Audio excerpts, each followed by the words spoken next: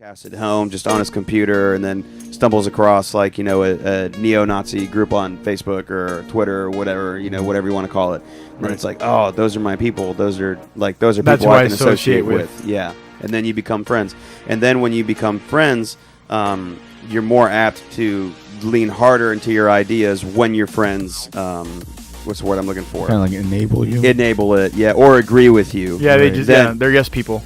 And it can be just like one friend that agrees with you on a certain viewpoint you have, and then at that point, the rest of the argument from the outside world is null and void. Mm-hmm. Like all you need is that approval from that one friend on that idea, and then it blows up, and you're right, and it's you versus the world. Yeah. So Super crazy.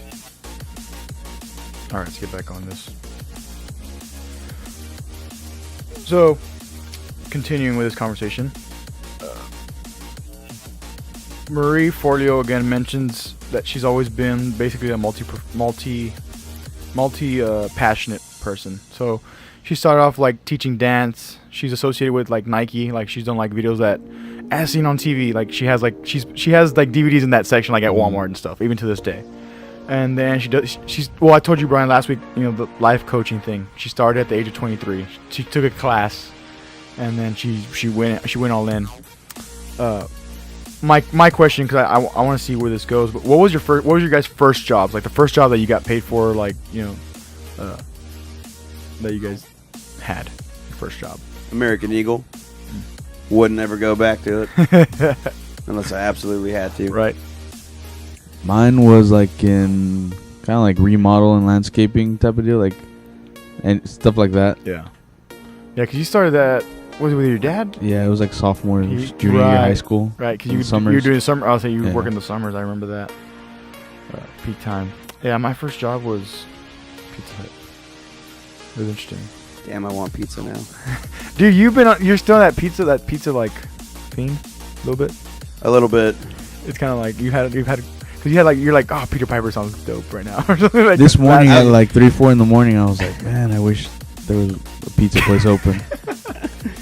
Isn't Domino's like 24 hours at some point, or no? Am Nah. I just imagining I don't things, wishing think things?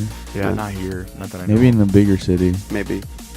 I don't know. My taste buds have been all over the place, man. Like, if anyone follows me on Instagram and like saw my story from like last week or a couple of weeks ago, like within the span of 30 minutes, I like was at Shipley's Donuts getting a half dozen of chocolate ice donuts, had them all, and then within like a half hour later, I was at Peter Piper Pizza getting a whole medium pizza for myself. Remember, I did see that story. That was funny.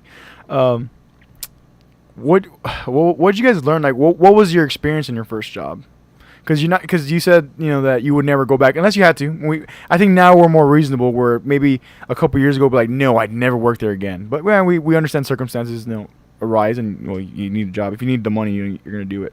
If you need it bad enough. Right. So I'm saying like there's too much complaining going on, saying, oh no, I can't find a job. There's a ton of jobs, I promise.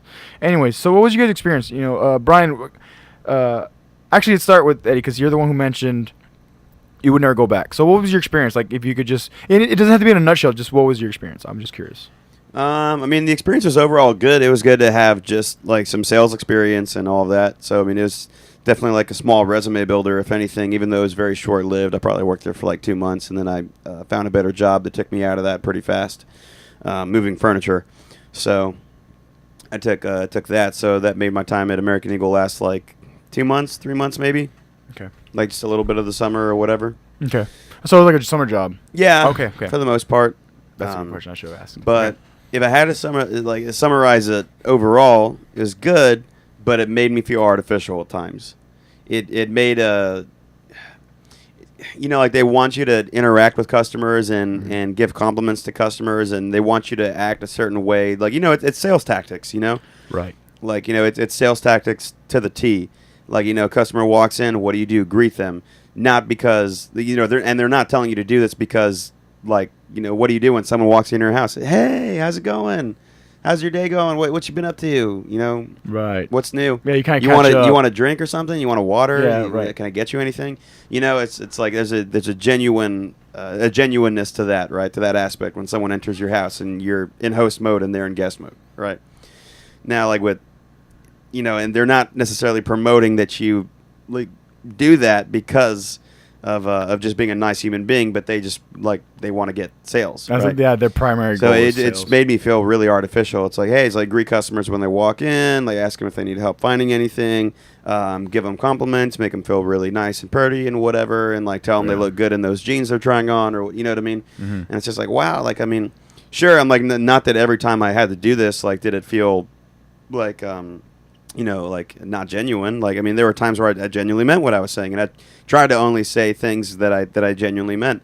So that to not feel so artificial, but at the end of the day, it's kind of like leaves you with, at least leaves me like with a bad taste in my mouth, because like, nah, I don't like that whole like artificial push. It just makes it feel really fake.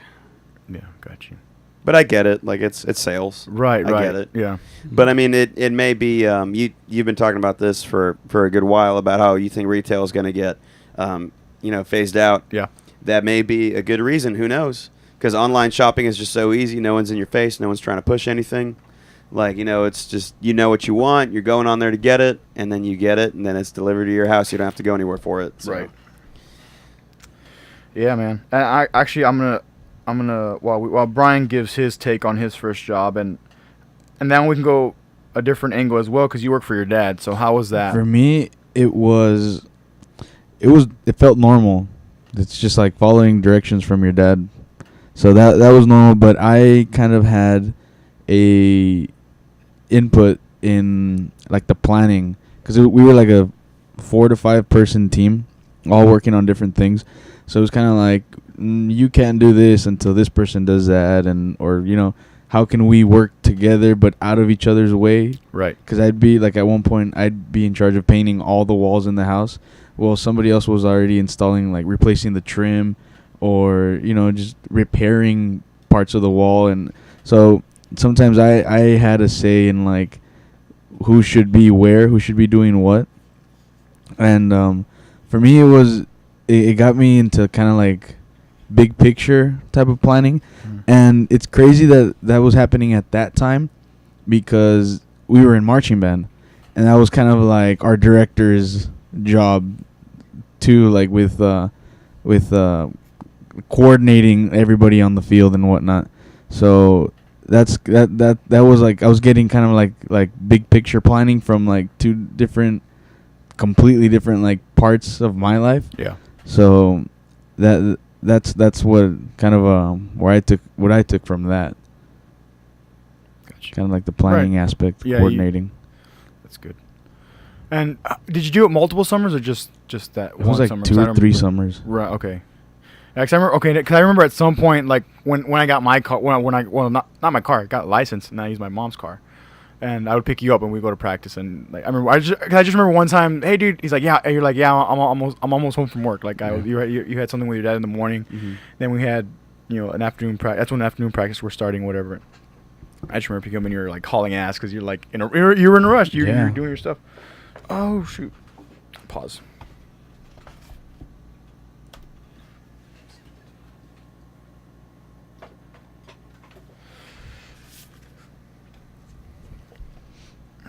Okay, I found the section, because there's literally a whole section on Walmart in this book called Start With Why. And leading up to what Eddie just mentioned, and I've mentioned it over time here, last week again, I think at last week's episode I mentioned Walmart again. And because it seems like it's a reoccurring kind of theme, of being genuine, being truthful, which allows you to move and actually be successful rather than make sales. And then, you eventually lose customers because of that. Eventually you see that bad transparent. It's one thing to be transparent, but it's another thing to be, falsely transparent, I think that's going on a lot in politics too, which I frankly don't get into it much because I don't watch TV, so I have like nothing to say, and it's fine. But this book, Start With Why, I read it. This was my book for last week. How Great Leaders Inspire Everyone to Take Action. Chapter 11's title, When Why Goes Fuzzy.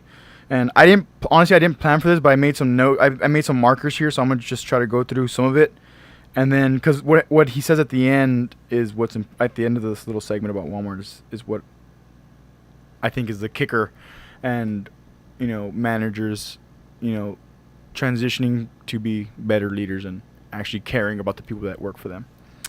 So here you go. a lot of what goes on these days with high-flying companies and these overpaid CEOs who are really just looting from the top and aren't watching out for anybody but themselves really upsets me. It's one of the main things wrong with American business today. This is the sentiment passed down from the founder of one of the most vilified companies in recent history. And Sam Walton. That's a quote from Sam Walton. Which, for anybody who doesn't know, created Walmart, based out of Arkansas.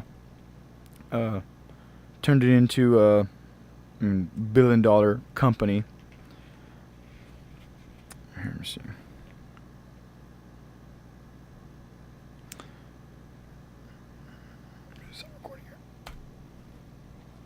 Natalie's watching. What's up, Natalie?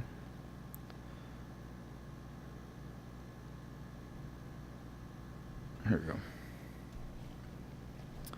Here, back to the book. For Sam Walton, there was something else, a deeper purpose, cause, or belief that drove him. More than anything else, Walton believed in people. He believed that if he looked after people, people would look after him. The more Walmart could give to employees, customers, and the community, the more that employees, customers, and the community would give back to Walmart. And we're all working together. That's the secret, said Walton. This was a much bigger concept than simply passing on the savings. To Walton, the inspiration came not simply from customer service, but from the service itself. Walmart was what Walton built to serve his fellow human beings, to serve the community, to serve employees, and to serve customers. Service was a higher cause. The problem was that his cause was not clearly handed down after he died. In the post-Sam era, Walmart slowly started to confuse why it existed to serve people with how it did business to offer low prices. They traded the inspiring cause of serving people for a manipulation. They forgot Walton's why, and their driving motivation became all about cheap. In stark contrast to the founding cause that Walmart originally embodied, efficiency and margins became the name of the game. A computer can tell you down to the dime what you've sold, but it can never tell you how much you could have sold, said Walton. There is always a price to pay for the money you make, and given Walmart's sheer size, that cost wasn't in dollars and cents alone. In Walmart's case, forgetting their founder's why has come at a very high human cost. Ironic, considering the company's founding cost. So that's part of the main section that I didn't want to catch. And then the end of the Walmart piece, because he uses like 2 or 3 chapters to talk about Walmart and how when Sam Walton was really involved, that's why they were successful, the why, And so here's the last bit, because at some point here at the end, before the final section, he ties in, Simon Sinek ties in how Costco is so successful now because of their why. Like, they're still true to their why, so they're essentially beating Walmart right now at the moment, at least, or at the time of this book. So here, Costco's advantage is that the embodiment of their why, Jim Sinegal, is still there. The things he says and does help reinforce to all those around him what the company stands for. Staying true to that why, Sinegal draws a $430,000 salary, a relatively small amount given the size and success of the company. At Walmart's peak, Sam Walton never took a salary of more than $350,000 per year, also consistent with what he believed. David Glass, the first man to take over as CEO after Sam Walton, a man who had spent a considerable time around Walton, said, "A lot of what goes on these days with high-flying companies and these overpaid CEOs who are really just looting from the top and aren't watching out for anybody but themselves really upsets me. It's one of the main things wrong with American business today." So he basically said the exact same thing that Sam said. And this is back to the book. 3 more CEOs have attempted to carry the torch that Walton lit. And with each succession, that torch, that clear sense of purpose, cause, and belief has grown dimmer and dimmer. The new hope lies in Michael T. Duke, who took over as CEO in early 2009. Duke's goal is to restore the luster and the clarity of Walmart's why. And to do it, he started by paying himself an annual salary of $5.3 million.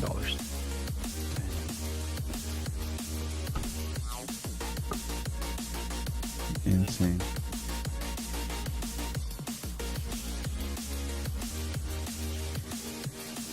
Do you guys thrive under pressure? Sometimes.